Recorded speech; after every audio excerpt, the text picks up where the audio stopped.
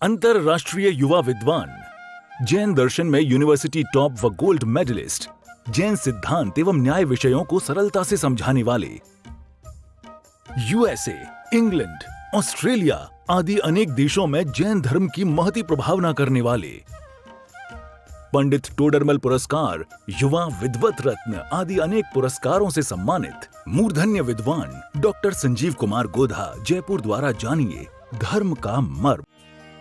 इस कार्यक्रम के प्रायोजक हैं सागर मध्य प्रदेश के एक साधर्मी भाई की ओर से इन प्रवचनों का प्रसारण किया जा रहा है। आठों ही कर्मों का उदय, ज्ञानावरणी, दर्शनावरणी, मोहनी, अंतराय, वेदनी, आयु, नाम, गोत्र, आठों ही कर्मों का उदय। मेरी आत्मा का स्वभाव नहीं है, सबके सब विभाव भाव हैं। मैं तो एक ज्ञायक मात्र स्वभाव वाला हूँ। इष्ट वियोग हो गया, ओहो, मेरे इष्ट का तो वियोग होता नहीं है। अनिष्ट का संयोग हो गया, मुझ में अनिष्ट का प्रवेश होता नहीं है। रोग आ गए, मुझ में रोग आते ही नहीं है। क्या शोक हो गया, मैं शोक संतप्त होता ही नहीं हूँ। योग मेरे है नहीं, मैं भोगों से भिन्न हूँ। शंका आदि अनेक अवस्थाएं इस जीव के संसार में हुआ करती हैं। ऐसा विचार कर उनमें रक्त नहीं होता है। सम्यक दृष्टि ज्ञानी जीव, सम्यक दृष्टि ज्ञानी जीव उनमें रक्त नहीं होता है। सम्यक दृष्टि ज्ञानी जीव उनमें आसक्त नहीं होता है। क्या बोलो, क्या कह रहे हैं ये कैसी गजब गजब की बातें कह रहे हैं। इस प्रकार सम्यक दृष्टि अपने आप को ज्ञायक माने ज्ञाता दृष्टा स्वभाव वाला ही अनुभव करता है। ये अनुभव कर रहा है सम्यक दृष्टि जीव, अपने आप को ज्ञायक अनुभव कर रहा है, ज्ञाता दृष्टा स्वभाव वाला अनुभव करता है। और कर्मों के उदय को अपने से भिन्न जानकर, अरे भैया आ जाओ, कर्म के उदय ये आ जाओ, तुम आ जाओ, आओ आओ, कर्म का उदय आओ, मैं तैयार बैठा हूँ, देखें मेरा कुछ बिगाड़ करके दिखाओ। फिर उसने बिगाड़ना शुरू किया है, उसने बिगाड़ना शुरू किया, मुंह में से दांत निकाल करके ले गया। तो हमने कहा मेरा क्या बिगड़ गया। फिर सर के बाल ले गया, हमने कहा मेरा क्या बिगड़ गया। फिर वजन ले गया, तो बोले मेरा क्या बिगड़ गया। फिर हड्डियां तोड़ दी, बोले मेरा क्या बिगड़ गया, मैं तो मस्त हूँ। अब देखो, ज्ञानी जीव वेद विज्ञान करता हुआ अंदर में मस्त रहता है, तो कहता है ये कुछ भी फर्क नहीं पड़ रहा है, मुझे तो कोई फर्क ही नहीं पड़ रहा है। कर्मों के उदय को अपने से भिन्न जानकर, क्या एवं अपने आत्म तत्व को ही निज स्वभाव मानकर उसमें ही संतोष करता है। ये संतुष्टि है। क्या निहाल जी, बाबू जी, पित्तल फैक्ट्री वाले, बोलो कौन हूं मैं। रोग के काल में मैं रोग से भिन्न तत्व हूं। ये विचार निरंतर चलना चाहिए। इस देह में रहते हुए भी देह से भिन्न तत्व हूं। शरीर कहीं भी पड़ा हो, उससे क्या फर्क पड़ता है। मैं अपने असंख्यात प्रदेशों को छोड़ करके बाहर कभी निकलता नहीं हूं। क्या सम्यक दृष्टि का विचार है। चाहे घर में रहें, चाहे वन में रहें, अस्पताल में जाकर के रहें, चाहे बेडरूम में रहें, चाहे ड्राइंग रूम में रहें, ज्ञानी जीव युद्ध क्षेत्र में चला जाए, हॉस्पिटल के बेड पर पड़ा हो, लेकिन वो विचार करता है। क्या विचार करता है, मैं अपने असंख्यात प्रदेशों से बाहर कभी नहीं निकला, मैं अपने स्वयं क्षेत्र से बाहर कभी नहीं निकला, इसलिए सिर्फ मुझे तो अपने स्वरूप का ही विचार करना है। निरंतर निरंतर निरंतर अपने आत्म स्वरूप का ही विचार करना है, दूसरा कोई विचार नहीं है। मैं तो गुण अनंत की खान हूँ। सुन चेतना, सुन जानना, सुन जानता क्यों नहीं है, चेतता क्यों नहीं है, जागृत होता क्यों नहीं है। ये सब बातें ऐसी गजब की है। देखो, आत्म तत्व को ही निज स्वभाव मानकर उसमें ही संतोष करता है, उसमें ही संतोष करता है। सम्यक्त्व सहित आत्मा सुख दुख का भोग अनासक्त होकर करता है। कि सब भोग रहा है कि नहीं। क्या ये भोग रहा है या नहीं। कि हाँ सब भोग तो भोग रहा है। कि दुख का भोग रहा है कि नहीं, दुख को भोग रहा है कि नहीं, यहाँ सुख को भोग रहा है कि नहीं, लड्डू को खा रहा है कि नहीं, खीर मक्खन बड़े खा रहा है कि नहीं, यहाँ खा रहा है सब। लेकिन कह रहे हैं अनासक्त होकर के भोगता है। ये गजब की बात है। बस ये ज्ञानी की अनासक्ति, इसके संदर्भ में पीछे कई दृष्टांत दिए थे। ज्ञानी अनासक्त होता है, इससे उसके असंख्य गुणी निर्जरा होती है। इस अनासक्ति के परिणाम से क्या, यह अनासक्त भाव बड़ा गजब का है। क्या तू ही शुद्ध है, तू ही बुद्ध है, तू तो गुण अनंत की खान है। ये ज्ञानी का विचार है इस तरह का। इसका कारण यह है कि वह प्राप्त भोगों में सदा वियोग बुद्धि रखता है, उन्हें ही समझता है। क्या फर्क पड़ गया? प्राप्त भोग है, क्या भोग प्राप्त हो गए हैं और उनमें हमेशा के लिए बुद्धि कैसी है? वियोगी बुद्धि है। वर्तमान में प्राप्त भोगों में निरंतर वियोग बुद्धि रखते। देखो, वियोग बुद्धि के दो तरह के अर्थ हो सकते हैं। वियोग बुद्धि, एक वियोग बुद्धि तो जो यथार्थ में अर्थ होना चाहिए वो है ही, वो तो बताऊंगा अभी बाद में, सेकंड नंबर पर। और फर्स्ट नंबर पर एक ऐसा भी कर सकते हैं कि ये मेरे नहीं है, परायेपन की बुद्धि को भी वियोग बुद्धि कहते हैं। क्या? तो एक तो हो गया परायेपन की बुद्धि, ये सदा वियोग बुद्धि रहती है। और एक अर्थ ये किया जा सकता है कि ये जो है ना भोग, ये भोग नियम से वियोग को प्राप्त होने वाले हैं, ऐसी बुद्धि रखता है। क्या दो अर्थ हो गए पिताजी साहब? ये जो भोग हैं, ये भोग नियम से वियोग को प्राप्त होने वाले हैं। एक तो ये बुद्धि है, कितना भी रख लो, कितना भी टिका लो। हमारे ज्ञानचंद जी पंडित जी साहब कहा करते थे, यहाँ बंगला बनाया बहुत लंबा चौड़ा महंगा, क्या बोले दो कमियां हैं इसमें। क्या? नांगल पे बुलाया, उद्घाटन पे बुलाया, शुभारंभ के दिन पंडित जी को, और बहुत मेहनत से, चाव से करोड़ों रुपया लगा करके मकान बनाया था। क्या? अरे पंडित जी कुछ कमी हो तो बताओ। क्या? डॉक्टर किरण भाई साहब, कोई कमी हो तो बताओ, हमारे मकान में इतना ज़बरदस्त बनाया है हमने, कोई कमी हो तो बताओ। क्या? बोले अरे सेठ जी दो कमियां रह गई। अरे पंडित जी हुक्म करो, अपने पास में न पैसे की कमी है न लेबर की कमी है, अभी बताओ, अभी ठीक करवा सकता हूँ। क्या? अभी करवा देता हूँ, बताओ तो सही तुम क्या कमी है। ये सेठ जी जो दो कमियां हैं वो सुधर नहीं सकती। अरे क्या बात कर दी, आप बोलो तो सही, आप बताओ तो सही। क्या? वो दो कमियां क्या हैं? हम सुधरवा देंगे। कि सेठ जी सुधर नहीं सकती हो। फिर नहीं, बताओ तो सही। कि एक कमी तो यह है कि ये जो आपने बनाया है, ये बनाया हुआ मकान परमानेंट नहीं है। अरे क्या बताओ, ये बनाया हुआ मकान परमानेंट नहीं है। अरे बात तो सच्ची है, आज नहीं तो कल, 10 साल बाद, 20 साल बाद, 50 साल बाद जाएगा। बोले एक तो मकान परमानेंट नहीं है, दूसरा इस मकान में रहने वाला भी परमानेंट नहीं है। क्या? क्या करो? ये वस्तु स्वरूप है। ये कह रहे हैं वियोगी बुद्धि, इसका नाम है वियोगी बुद्धि। प्रियंक जी इसे वियोगी बुद्धि कहते हैं। क्या? ये वियोगी बुद्धि का अर्थ क्या है? इसका वियोग होने वाला है, या तो मकान छोड़ करके चला जाएगा, और मकान नहीं जाएगा तो हम उसे छोड़ करके चले जाएंगे। इसका नाम वियोगी बुद्धि है। सम्यक दृष्टि ज्ञानी जीव प्राप्त भोगों में सदा काल वियोगी बुद्धि रखता है, सदा काल इस प्रकार का चिंतन रखता है, या तो मकान चला जाएगा और मकान नहीं जाएगा तो हम चले जाएंगे, दो में से एक को जाना है।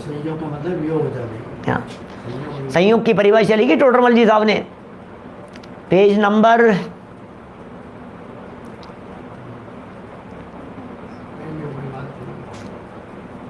2 अध्याय में।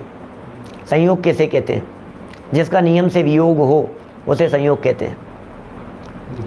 28 पेज के 26-27 पेज के आसपास का प्रकरण है, बड़ा गजब का प्रकरण है। संयोग किसे कहते हैं? बोले बाद में वियोग हुआ, पृथक हुए तो जाना कि ये संयोग थे। अरे क्या बात करते हो? मैं कहता हूं जिसका वियोग नियम से होता है उसे संयोग कहते हैं। ये परिभाषा है। बोलो वियोग के संयोग किसे कहते हैं? संयोग की परिभाषा बतलानी है वैभव जी। परिभाषा किसकी बतलानी है? संयोग की। और बता क्या रहे हो? जिसका वियोग नियम से होता है उसे ही संयोग कहते हैं। क्या? आपको कहीं नहीं मिलेगी ये परिभाषा मेरे व्याख्यान के अलावा। क्या? ये शब्द नहीं, उन्होंने अलग तरह से लिखा है उस चीज़ को। लेकिन जिसका वियोग नियम से हो, ये कह रहे हैं इसका नाम वियोगी बुद्धि। सम्यक दृष्टि ज्ञानी जीव को वियोगी बुद्धि होती है भैया। सम्यक दृष्टि ज्ञानी जीव भोगों के प्रति, प्राप्त भोगों में सदा काल ऐसी बुद्धि रखता है, अरे मैं कौन, क्या मेरा, क्या। बोलो वज्र सेन जी साहब, ये दादा ने लिखा उदाहरण एक ऐसा इस तरह का, अपने क्या नाम है, उत्तम 10 लक्षण धर्म की पुस्तक में उत्तम आकिंचन्य धर्म में ये कहता है, मैंने 2 लाख में 20 लाख में मकान निकाल दिया पंडित जी। मैंने इस मकान को, ये मकान भी पहले अपना ही था, ये तो अभी साल भर पहले ही अपन ने इसको 2 करोड़ में निकाल दिया। किसको निकाल दिया, क्या? अभी मैंने कोई मुश्किल से कोई साल 6 महीने पुरानी बात होगी जितेंद्र जी भाई साहब, मुश्किल से साल 6 महीने पुरानी बात होगी, मैंने इस मकान को 2 करोड़ में निकाल दिया। 2 करोड़ में निकाल दिया कि अच्छा तुमने मकान को निकाल दिया 2 करोड़ रुपए में। भाई साहब तुमने मकान को निकाला है कि मकान ने तुम्हारे को निकाला है, पहले विचार तो करो। मकान तो वही है, यहाँ का तहाँ खड़ा हुआ है, क्या मकान को थोड़ी ना निकाला है, मकान ने हमें निकाल दिया है। लेकिन क्या करें भाई, इसकी बुद्धि उल्टी काम करती है। ये कहता है मैंने मकान निकाल दिया, मैंने गाड़ी निकाल दी। तुमने गाड़ी नहीं निकाली है, गाड़ी ने तुम्हें निकाल दिया कि आज के बाद खबरदार जो मेरे अंदर आकर के बैठे। कैसा गाड़ी ने निकाल दिया, क्या मैंने गाड़ी निकाल दी, 2 लाख में गाड़ी निकाल दी है? संजय जी मैंने गाड़ी निकाल दी, मकान निकाल दिया, ज़मीन निकाल दी, दुकान निकाल दी। अरे दुकान ने निकाल दिया, अब जिंदगी भर इस दुकान के अंदर पैर मत रखना, निकाल दिया दुकान ने तुम्हारे को। ये स्वरूप है, समझ में नहीं आता है। सम्यक दृष्टि ज्ञानी जीव निरंतर वियोगी बुद्धि रखता है। सम्यक दृष्टि ज्ञानी जीव निरंतर इस बात का विचार करता है, हे समझता है, हेयत्व बुद्धि रखता है, वियोगी बुद्धि रखता है। भोगों में सम्यक्त्वी की विरक्ति। आगे देखिए 215 नंबर गाथा, समय सार की 215 नंबर गाथा, निर्जराधिकार की मार्मिक गाथा है। क्या कह रहे हैं यहाँ, उपन्नोदय भोगे वियोग बुए तस सोणिचम कंखामणाग दसय उदयसण कुवेणाणी। समय सार की 215 नंबर गाथा के अंदर जो ये बात कही गई है, मैं इसका पद्यानुवाद पढ़ता हूँ, सुनो जरा। उदयगत जो भोग हैं उनमें वियोगी बुद्धि है, क्या? और अनागत भोग की सद्ज्ञानी के वांछा नहीं। उदयगत जो भोग हैं, जो भोग उदय को प्राप्त हो गए हैं, उनमें तो वियोगी बुद्धि है। और जो भविष्य में आने वाले भोग हैं उनके प्रति कांक्षा बुद्धि नहीं है ज्ञानी जीव के। क्या करो, भविष्य के लिए भोगों की तमन्ना नहीं है, और वर्तमान में जितने भोग हैं उन भोगों के प्रति आसक्ति का भाव नहीं है। खत्म खेल, और क्या लेना देना है, इतना ही है भाई साहब। ये बड़ी गजब गजब की बातें हैं। देखिए इसी तरह की बात को ये यहाँ अर्थ के माध्यम से समझा रहे हैं। निर्जराधिकार का प्रसंग है। सम्यक दृष्टि जीव को जो वर्तमान काल में कर्मों के उदय के भोग प्राप्त होते हैं, क्या कह रहे हैं, सम्यक दृष्टि जीव को जो वर्तमान काल में प्राप्त हो गए हैं, भोग प्राप्त हो गए हैं, उदय में भोग प्राप्त हो गए हैं, उनमें ही नित्य वियोग बुद्धि रखता है। क्या? नित्य वियोग बुद्धि रखता है। वह ज्ञानी पुरुष वर्तमान भोगों में जब हेय बुद्धि रखता है, वह ज्ञानी पुरुष जब वर्तमान के भोगों को ही जो सामने आ गया है उसमें ही हेय बुद्धि रखता है, तो भावों में भोगों की इच्छा कैसे रखेगा? सुनना बात क्या है, एक्चुअल में बड़ा गजब का प्रसंग है। समय सार में जब चर्चाएं चलेंगी तब तो विस्तार से अपन इनकी सब चर्चाएं करेंगे ही। बहुत लंबा समय नहीं है, भगवान के ज्ञान में झलक रहा है, जल्दी ही शुरू करेंगे। सुनो, बात इतनी मार्मिक है।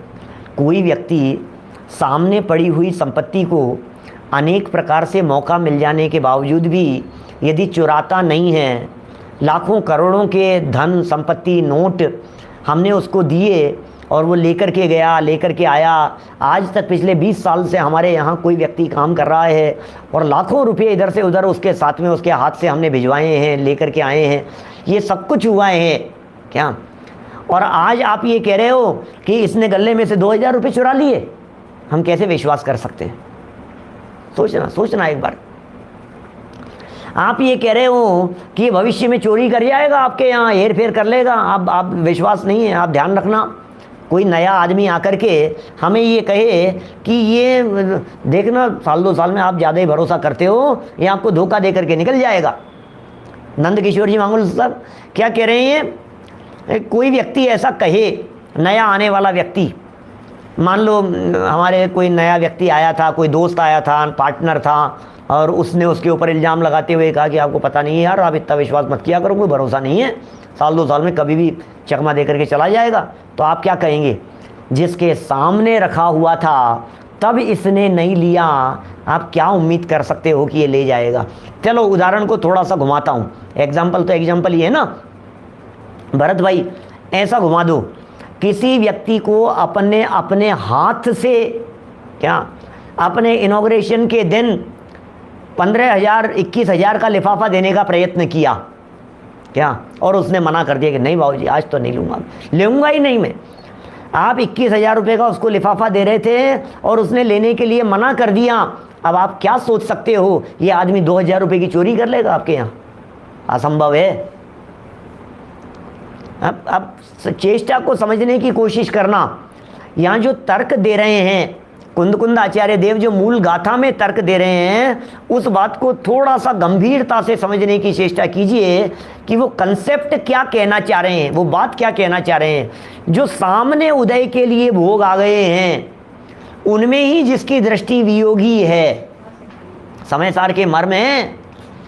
कौन कहता है कि हम संयम प्रकाश पढ़ रहे हैं? हमें तो नित्य प्रति ये फीलिंग हो रही है पिछले कितने समय से कि हम तो समय सार पढ़ रहे हैं क्या? संजय जी वैसा विदिशा बोलो क्या कह रहे हैं? ये कह रहे हैं आपके पारस महल में, आपके यहाँ जो पिछले 30 साल से जो काम कर रहे हैं, बाबूजी के समय से जो बैठे हुए हैं, जो मैनेजर हैं, जो काम कर रहे हैं, जो मुनीम साहब हैं, जो पुराने हैं और जिन्होंने आज तक कभी 2 रुपये इधर से उधर नहीं किए, कोई व्यक्ति यदि आपसे आकर के कहे तो आप कैसे मानेंगे?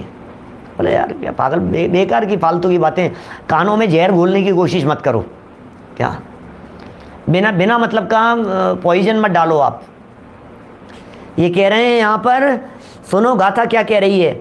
सम्यक दृष्टि जीव को जो वर्तमान काल में, सम्यक दृष्टि जीव को जो वर्तमान काल में कर्म के उदय से भोग प्राप्त होते हैं, वर्तमान काल है, कर्म के उदय से अभी जो भोग प्राप्त हो गए हैं, उनमें ही नित्य वियोग बुद्धि रखता है। सामने जो दिख रहे हैं इनमें ही वियोग बुद्धि है, भोग के लिए खुली छूट है, उसके बावजूद भोग में प्रवृत्ति नहीं है।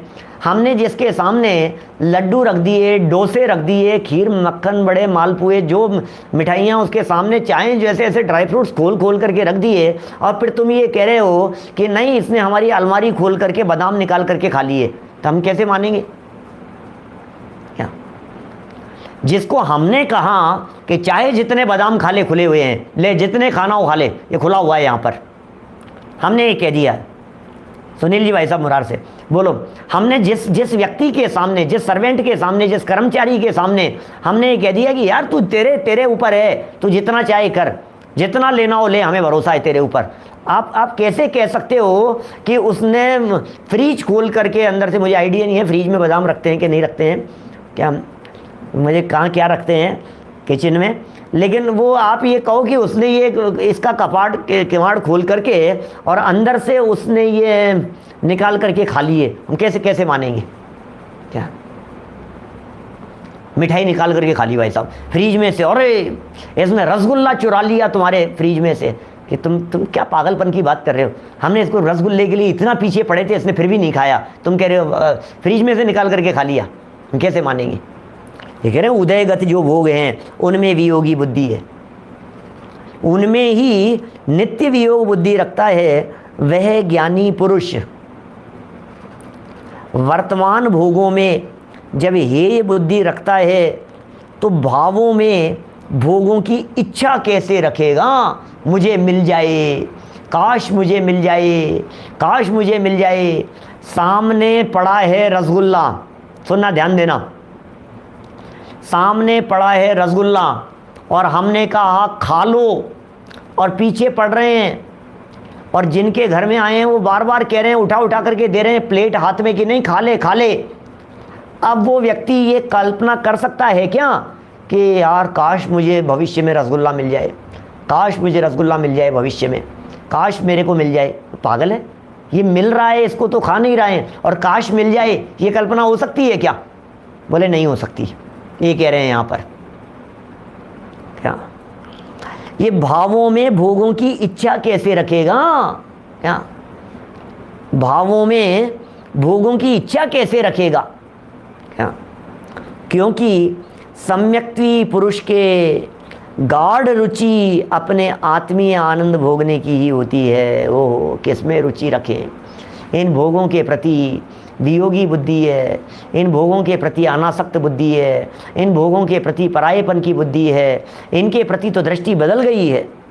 सम्यक्ति पुरुष के गाढ़ रुचि अपने आत्मीय आनंद भोगने की ही होती है, अपने आत्मीय आनंद को भोगने की ही ज्ञानी जीव की बुद्धि होती है। उसके सामने वह संसार भोगों को कटुक वह विष तुल्य समझता है। अरे गजब हो गया। उसके सामने, आत्मीय आनंद के सामने, जब निज आत्म अनुभव आवे, क्या जब निज आत्म अनुभव आवे तब और कछु न सुहावे, जब निज आत्म अनुभव आवे। आत्मीय आनंद भोगने की ही गाढ़ रुचि होती है जिस सम्यक्ति पुरुष के, उसके सामने वह संसार भोगों को कटुक समझता है, कड़वे समझता है, और कड़वाई नहीं विष तुल्य समझता है, जहरीले समझता है।